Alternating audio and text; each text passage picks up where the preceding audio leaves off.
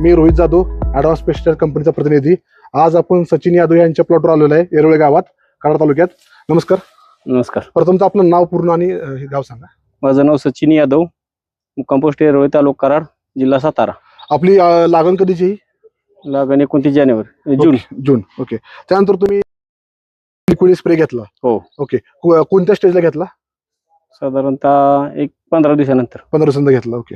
त्यानंतर तुम्हाला काय फायदा मिळाला, म्हणजे तुम्ही स्प्रे घेतला तुम्हाला काय अनुभव मिळाला? स्प्रे घेतल्यानंतर फुटव्याचं प्रमाण चांगलं आलं आणि उंचीची वाढ चांगली झाली, पानरुंदी वर झाली, पानाची रुंदी झाली. Okay okay. आणि नंतर मग भर लावताना भेसळ डोस मध्ये तुमचा काजू GR वापरला.